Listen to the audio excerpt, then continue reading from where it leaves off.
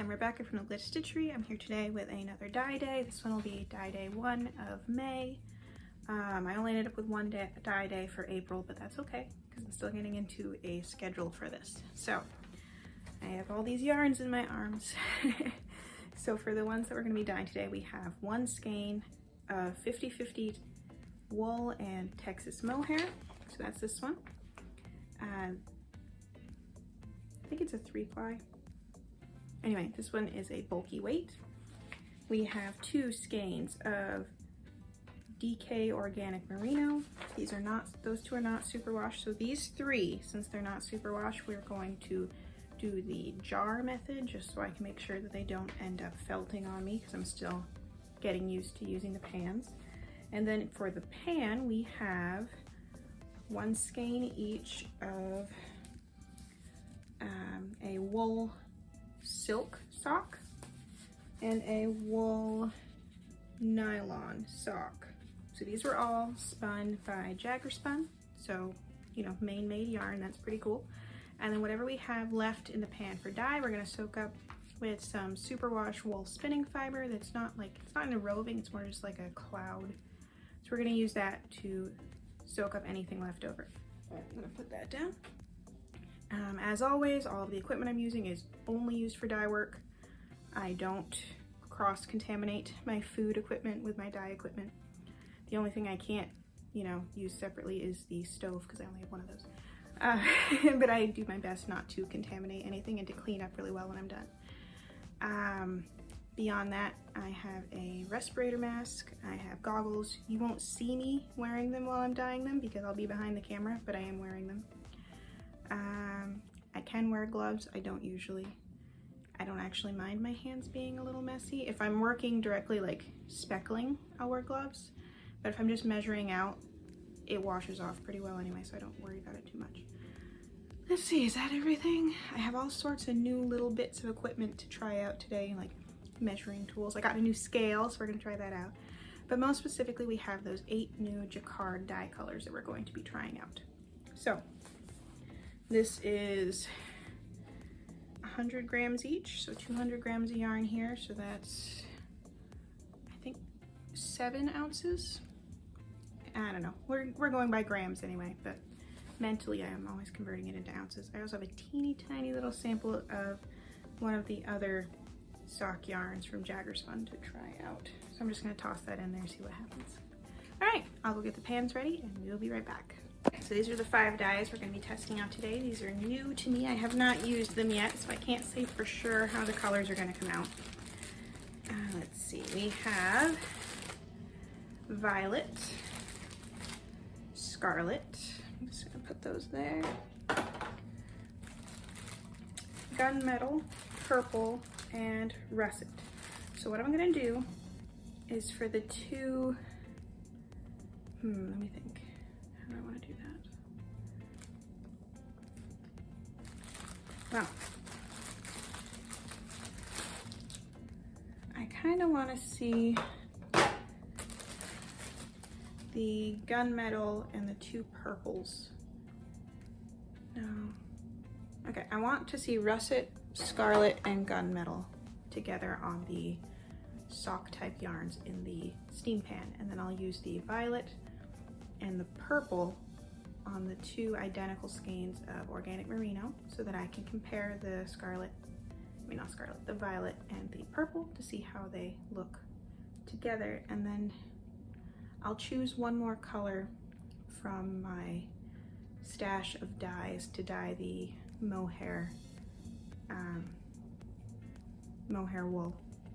I don't know how I want to do that one yet, so that'll be a separate thing. And I apologize for any noise. I'm going to be going to time lapse in a minute, but they are doing some work outside, so it's a little noisy. Once we're in time lapse, that won't actually matter. So let's go do that.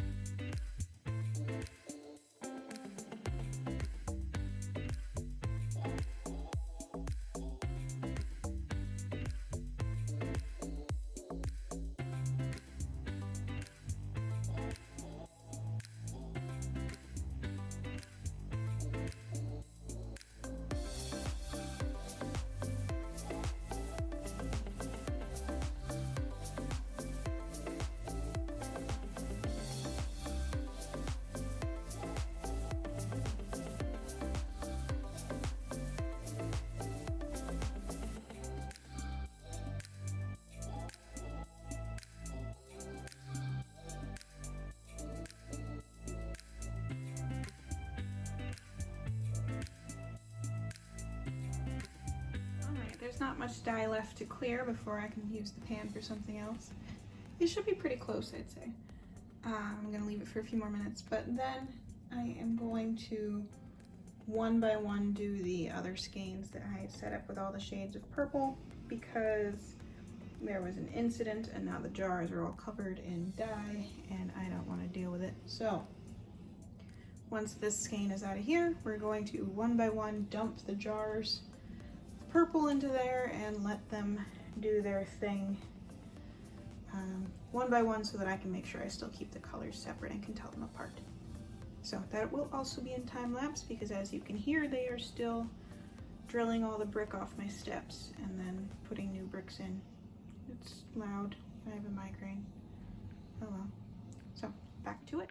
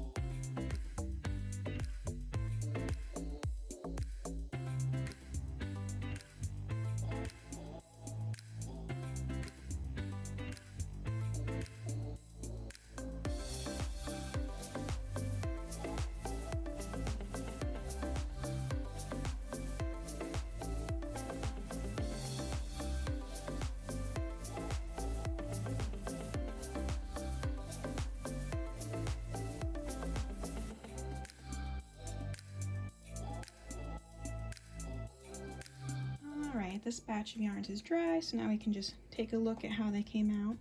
So we do have a little sample of the stock yarn here. This one was superwash and, what was it? One moment. Okay, I don't have that one written down. But it was a superwash and silk blend, but mostly superwash. And then we have the merino and nylon, and then this one is supposedly a sock yarn, and it's 50% wool, 50% silk. It's really more of a sport weight, I believe. I really like how this one took dye. This one is the wool mohair blend, which I used the Dharma purple pop on, and then we have the two DK merino. This one has Jaquard purple, and this one has Jaquard violet. Now, I mean, I love how these two came out. I was going for a Shadow the Hedgehog type look, which I'm pretty happy with that. I can't wait to weave these up, honestly. They make me so happy. This one is really fun. But these two are the ones that I was most curious about, because I wanted to see the difference between the purple and the violet. Now, the purple the whole way through, even in its absolute darkest spots, is still definitely purple. And then in the lighter areas, I would say it's still definitely purple. But the violet in its darkest parts are almost black. See? Like a black gray. And then it also has bits that are a little more on the red side. And in the parts where it's the lightest, I would not say that that is a purple type color. That is more of a cream. It definitely has more red tones to it than the purple does. So that's really interesting. I would have thought they'd be more similar, but they're very, very different. Depending on how you use it, the violet could almost be more of like a burgundy, I guess. I mean, look at that. If I added a little bit of red to that, yeah, that could be useful. So that was pretty cool. I also wanted to compare the russet to the scarlet. So russet is here, and scarlet is this side, but this one didn't get as much of the scarlet, I guess. It's probably easier to see on this one. So, how did I do that? One moment. The way I twisted it, it's very hard to see the difference.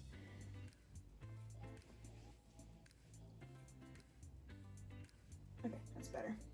So, the scarlet is this very red part with more orange tones to it, while the russet is darker and more like rusty, which makes sense. They are different enough so I could definitely see using them together, just like I did with this project. In fact, I'm hoping to redo this project on various other yarns in the future because I do really like this particular set of 3 colors together. It's not black, it's the, what was it called? Gunmetal. So it's more of like a blue toned gray, but a very dark blue toned gray. And I just think it looks really nice with the russet and scarlet. So there's that. So yeah, very successful overall. And then when I did the purple pop, there was a lot of extra dye because there always is with purple pop. So I dyed up the rest of that particular batch of superwash wool. So the rest of it was dyed in blue tones last dye day. And I already spun that into singles. It came out like this. So now the rest of it will be pinks, and then I'll get that spun and ply everything up soon. So yeah, I guess that's about it. Thank you so much for watching. I'm gonna do a lot more dye days. You'll see more of these, and hopefully I'll get more confident in what I'm doing as I keep going. But in the meantime, I hope you continue to come back and watch what I'm up to, and thanks so much for sticking with me. So I'll see you again soon.